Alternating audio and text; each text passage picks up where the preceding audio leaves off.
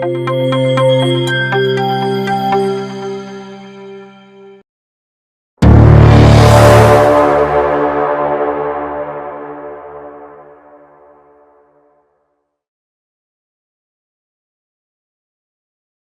கரத்தோனை போற்றி, ஆணை முகத்தானை போற்றி, மூஷிக வாகனனை போற்றி, மூலப்பரம்பொருளை போற்றி, சித்தி புத்தி விநாயக பெருமானை போற்றி. குருவே சரணம். இணையத்தாள் இணைய மீது எங்களுக்கு வணக்கம். இது 2025 சனி பெயர்ச்சிக்கான ராசி பலன். 2025 மார்ச் மாதம் 29ஆம் தேதி சுமாராக நைட்டு ஒரு 9:40 சனி பகவான் வந்து திருக்கணித பஞ்சாங்கப்படி கும்பராசிலேருந்து பயிற்சி ஆகி மீனராசிக்கு போகிறார். இது மேசராசிக்கு எந்த வித தாக்கத்தை கொடுக்கும் அப்படிங்கிறத நம்ம பார்க்கலாம். பொதுவாகவே சனி அப்படின்னாலே அது ஒரு பாவ கிரகம், 7.5 சனி, அர்த்தாஷ்டம சனி, அஷ்டம சனி அப்படின்னு சொல்லி எல்லாருக்குமே ஒரு பயம் அப்படிங்கிறது சனி மேலே உண்டு. நம்ம திட்டும் போது கூட ஒருத்தனை அந்த சனிங்கிற வார்த்தையை சொல்லி திட்டுற வழக்கம் கூட உண்டு. அப்பேற்பட்ட சனி பகவான் வந்து உண்மையிலே கெடுபலன்களை தான் செய்கிறாரா, நன்மைகளே செய்ய மாட்டாரா அப்படின்னா கண்டிப்பாக நற்பலன்களை நிறைய செய்கிறாரு அப்படிங்கிறத புரிஞ்சுக்கணும். ஒருத்தரோட ஜாதகத்தை பார்த்த உடனே அவங்களுக்கு குலதெய்வ அனுகிரகம் இருக்கா இல்லையா அப்படிங்கிறத தெரிஞ்சுக்கிறதுக்கு முன்னே நின்று சொல்கிற கிரகம் சனி. ஒருத்தர் பூமியில் எவ்வளோ நாள் வாழ போகிறாரு அப்படின்றத சொல்கிறதும் சனி. அப்போ இப்போ ஏற்பட்ட மகத்துவங்கள் வாய்ந்த இந்த சனி பகவான் இருக்கார் இல்லையா, இவர் வந்து பிரதானமான ஒரு, அதாவது என்ன சொல்கிறது, ரொம்ப முக்கியமான ஒரு கிரகம். அதாவது நவகிரகங்கள்லேயே வந்து பார்த்திங்கனாக்கா ரொம்ப இம்பார்ட்டன்ஸ் நம்ம கொடுக்க வேண்டிய ஒரு கிரகங்கிறத நம்ம புரிஞ்சுக்கணும். இன்னொன்று வந்து பார்த்திங்கன்னா இந்த சனி வந்து மந்தமானவங்க, ரொம்ப ஸ்லோவான பிளானட்டு, சோம்பேறித்தனத்தை கொடுத்துரும், அப்படி இப்படின்னு நிறைய விஷயங்கள் இருக்குது. எல்லாமே உண்மை தான். அவரோட தசா காலங்கள் டஃப்பாக கொடுக்குது, ஒத்துக்கிறேன்.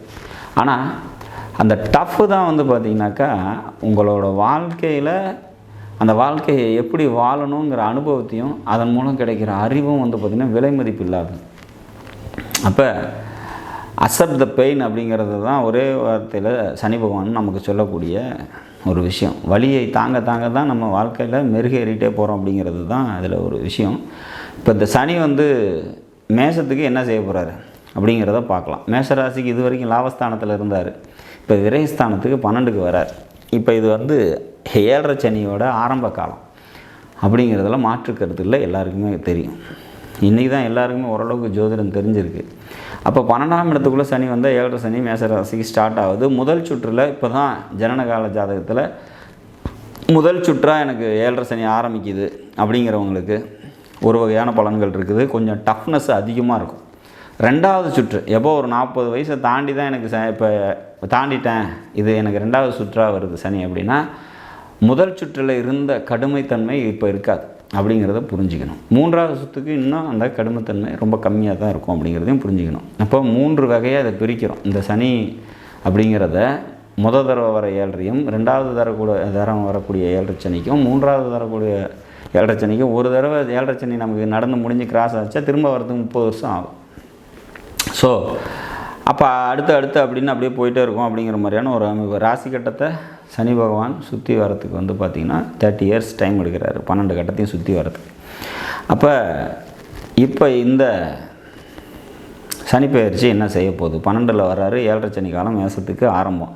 மேஷத்தை பொறுத்த வரைக்கும் ஏற்கனவே இப்போ ராகு கிராஸ் ஓவர் ஆகி வரதுக்குள்ளேயே படாத பாடு பட்டுட்டு இருந்தோம். இப்போ மறுபடியும் சனி வர போகிறாரா, அதுவும் 7.5 சனியா, அதுவும் விரயத்தில் வந்து உட்காராரா, அப்போ அதாகிடும் இதாகிடும் பிரச்சனையாகுமா, நிறையா மன அழுத்தத்தை கொடுப்பாரா, அப்போ மனக்கசப்புகள் தருவாரா, தொழில் முடங்குமா, கடன் வருமா அப்படின்னா இது பொது பலன். இது எல்லாருக்குமே 7.5 சனி காலங்களில் தொழில் முடக்கம், பொருளாதார கஷ்டம், உறவுகள்கிட்ட மனக்கசப்பு அப்படிங்கிற மாதிரியான சூழ்நிலைகள்லாம் 7.5ல் எல்லா ராசிக்குமே நடக்கும்.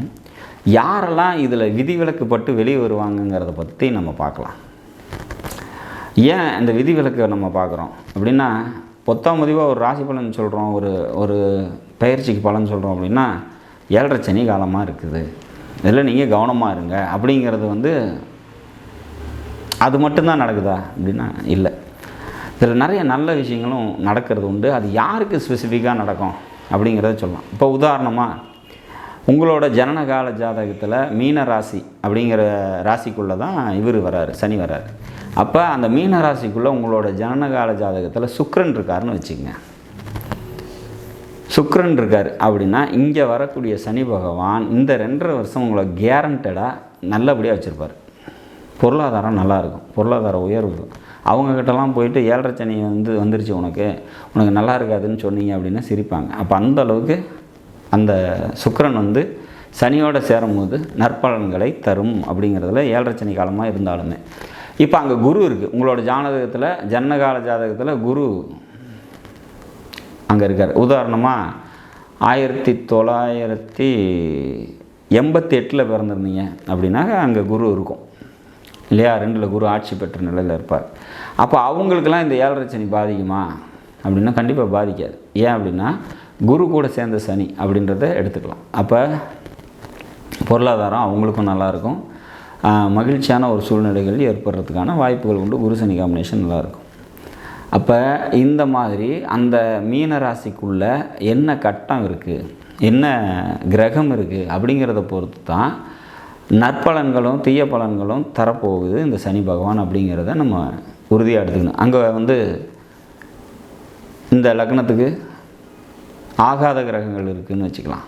புதன் இருக்கார் அப்படின்னா அப்போ கொஞ்சம் டஃப் கொடுக்கும் அப்படிங்கிற மாதிரியான ஒரு விஷயம். ராகு இருக்கார் அல்லது கேது இருக்கார் அப்படிங்கும்போது இன்னும் கொஞ்சம் தீவிரமான கெடுபலன்களை தர்றதுக்கான வாய்ப்புகள் உண்டு அப்படிங்கிறதையும் புரிஞ்சுக்கணும். பொதுவாக அந்த இடத்துல விரயத்தில் சனி வரும்போது பார்த்திங்கனாக்கா பொருளாதாரம் சம்மந்தப்பட்ட பிரச்சனைகளும் தேவையற்ற அலைச்சல்களும் ஏற்படுறதுக்கு வாய்ப்பு உண்டு. எல்லாமே அப்படித்தான் நடக்குமானா அப்படி இல்லை. சனி இருக்கக்கூடிய மீன ராசி அப்படிங்கிறது உங்களோட ராசிக்கு 12ஆம் இடமாக இருந்தாலும் குடும்பத்துக்கு தேவையான எல்லா நன்மைகளையும் உங்களால் செய்ய முடியும். உங்களோட உழைப்பின் மூலயமா உங்களோட குடும்பம் கண்டிப்பாக லாபம் அடையும் அப்படிங்கிறதுல மாற்று கருத்தே இருக்க முடியாது. அதே மாதிரி யாருக்கும் வாக்கு கொடுக்காதீங்க.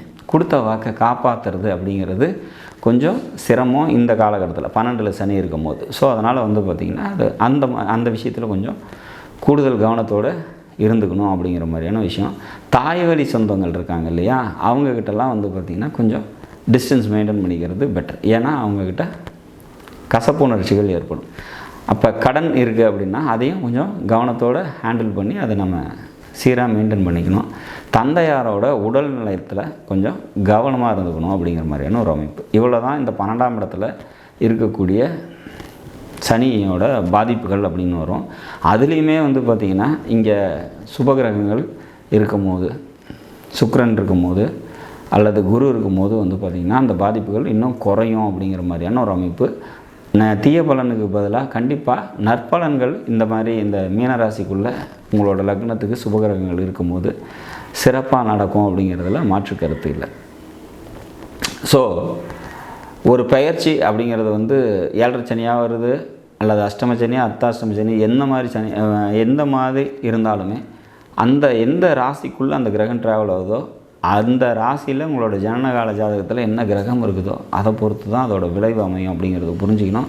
மோரோவர் என்ன தான் செய்யும் அந்த மேச ராசிக்கு அப்படின்னா அஷ்டம சனி காலம்தான். அப்போ அங்கே 12ல் சனி வரும்போது அலைச்சல் விரயங்கள்லாம் ஏற்படும். நான் சொன்ன விதங்களில் கூடுதல் கவனத்தோடு இருந்துக்கும் போது சிறப்பாக நம்ம இதை ஹேண்டில் பண்ணலாம். ஊர் எல்லையில் இருக்கக்கூடிய காவல் தெய்வ வழிபாடு தொடர்ந்து செஞ்சுட்டு வாங்க. உங்களால் முடிஞ்ச உதவியை உடல் ஊனமுற்றவங்களுக்கு செஞ்சுட்டு வாங்க. அப்படி செஞ்சுட்டு வரும்போது கண்டிப்பாக இந்த சனி பகவானோட அனுகிரகமும் ஆசீர்வாதமும் உங்களுக்கு நிச்சயமாக கிடைக்கப்பெற்று நல்லபடியாக இந்த காலத்தை நீங்கள் கடந்து வர முடியும் அப்படிங்கிறத நம்ம உறுதியாக சொல்கிறோம். நாடும் நாட்டு மக்களும் நலமுடன் வாழ நவகிரகங்களை வேண்டி அமைகிறேன். நன்றி, வணக்கம்.